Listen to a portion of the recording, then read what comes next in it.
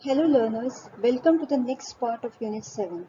This part is entitled as Teaching Methods for Environmental Education at School Level.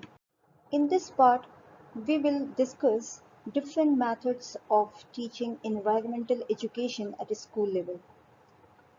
So in this part, we will begin with interdisciplinary approach that will be followed by outdoor learning, experiential learning, storytelling and arts, inquiry-based learning, project-based learning, technology integration, gamification, role-playing and simulations, community engagement, and service learning.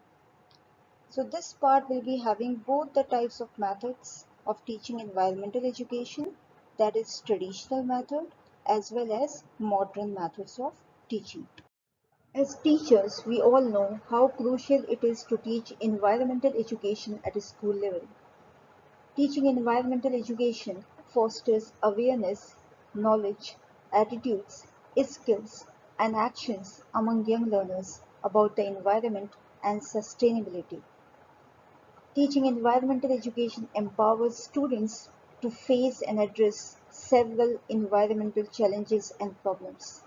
It also develops and promotes critical thinking and problem-solving skills among learners.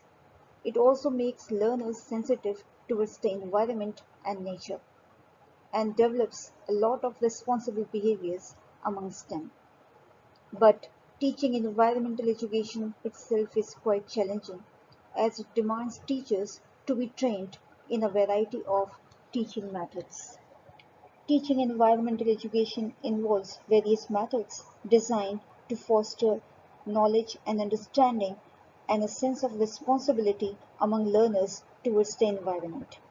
These methods can be categorized into traditional classroom-based approaches and modern-based approaches such as experiential learning and digital or technology-based techniques. Each method offers unique benefits that cater to different learning styles and enhance the overall educational experience for every learner. Let us explore what are all these methods and what are their unique benefits and features. So let us begin with the first method, that is interdisciplinary approach. So environmental education frequently gains advantages from an interdisciplinary approach that merges various subjects such as science, geography, history, economics, and other subjects. As an illustration, learners may explore the historical background of environmental movements. They can assess the economic ramifications of sustainable methods or employ mathematical models to grasp trends in environmental data. Outdoor learning is another method of teaching environmental education. It brings students outside to directly engage with nature and learn about the environment.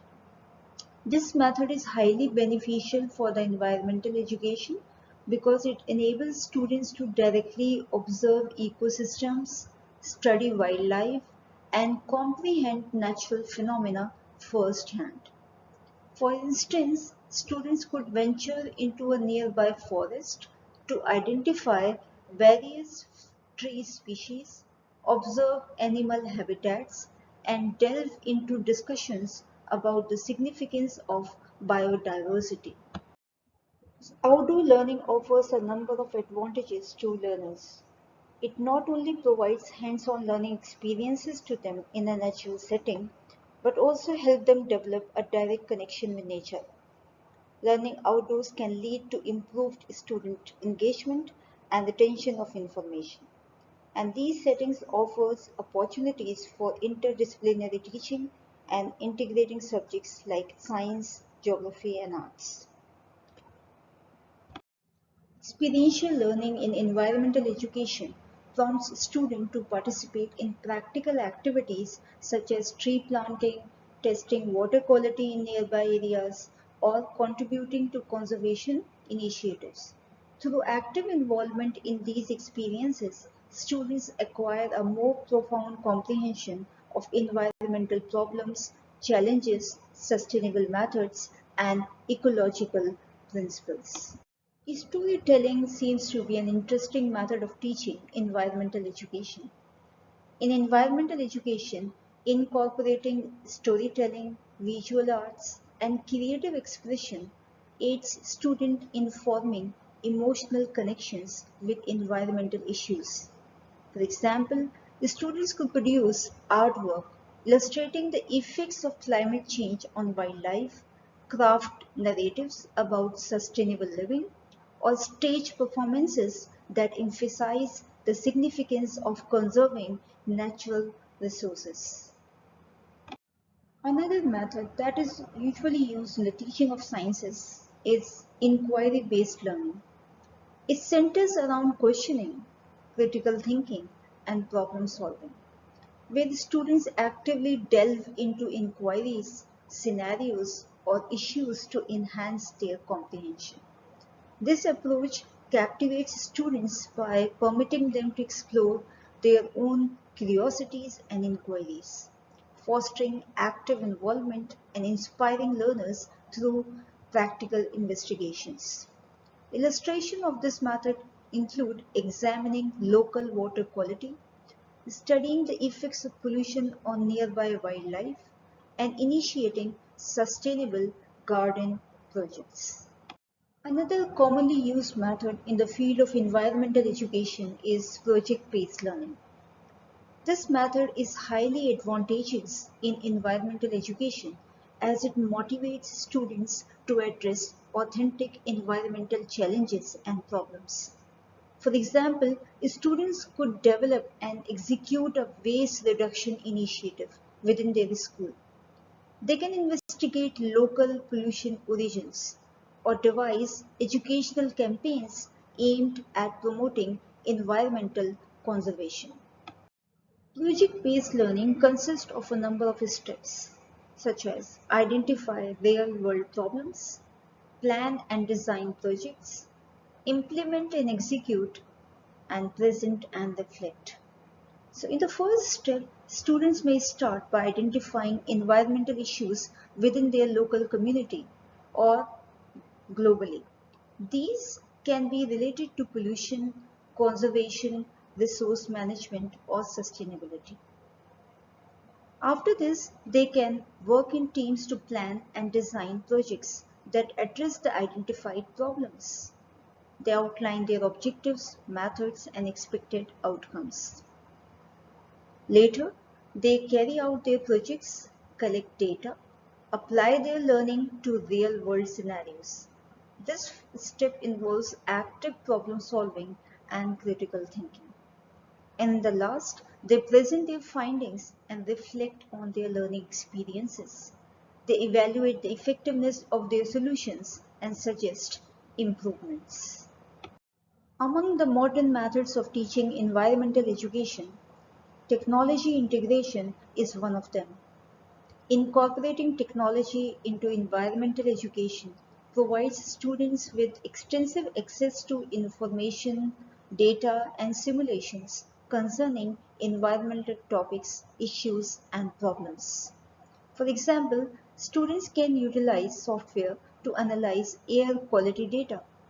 They may immerse themselves in virtual settings such as coral reefs or rainforest, or they may work together on digital platforms to create sustainability projects. Technology provides interesting tools and apps for investigating the topics of environmental education. For example, educational apps like Eco Explorer and Earth Viewer offer interactive lessons on different aspects of environment. Digital tools such as GIS software enable mapping and spatial analysis.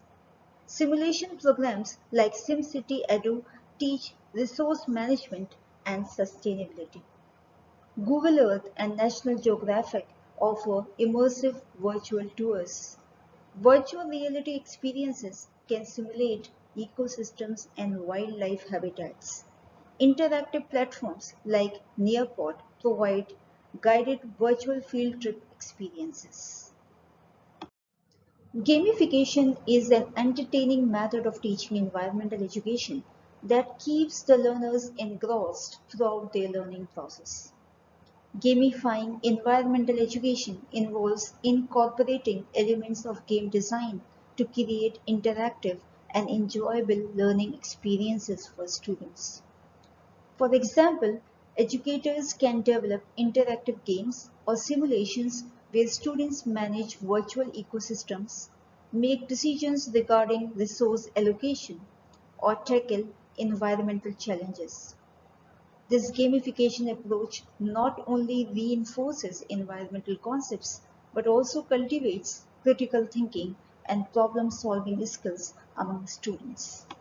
So, by integrating gamification into environmental education, learning about sustainability and conservation becomes more interactive and enjoyable. Games like Eco and SimCity educate students about ecosystems, resource management, and sustainable urban planning. Additionally, games such as Recycle Roundup and Habitat the Game emphasize the importance of recycling and the protection of endangered species. Gamification has the potential to enhance student engagement, improve information retention, and foster a more positive attitude towards learning. Another interesting method of teaching environmental education is role playing and simulations. Role playing and simulations are effective tools in environmental education because they immerse students in integrate environmental scenarios to explore diverse viewpoints and decision making approaches. For example, students could take on roles as stakeholders in a conservation debate. They may simulate a United Nations climate change conference, or they may utilize digital simulations to grasp ecological dynamics. Another method that teachers can go for is community engagement. Engaging local communities in environmental education is vital as it offers students authentic experiences and a deeper understanding of local context. Successful collaborations such as maintaining school gardens with the assistance of nearby farmers or executing recycling initiatives in coordination with municipal waste management enrich learning experiences and instill a sense of belonging to the community. These endeavors enable students to see the practical implications of their studies and encourage environmental responsibility from an early age. So, incorporating local community involvement is fundamental in environmental education. Students can take part in community cleanup drives, work with local organizations on conservation projects, or conduct surveys to gather community perspectives on environmental matters. This hands-on engagement fosters a sense of responsibility towards the environment and civic management. Now, service learning is another method of teaching environmental education. Service learning within environmental education entails students utilizing their knowledge and abilities to tackle actual environmental issues within their communities. For example, students may create and oversee a community garden. They may arrange educational sessions about recycling or cooperate with local authorities on projects aimed at restoring habitats. This practical service-centered method fosters a feeling of environmental accountability and enables students to effect positive change. So dear learners, this is all about the different teaching methods that are supposed to be used in environmental education. Through a blend of these methods, teachers aim to inspire students to actively engage with environmental issues and develop sustainable practices for the future. I hope you have learned a lot from these methods and you will try to apply these methods practically in your teaching process. Thank you. Keep learning more and more.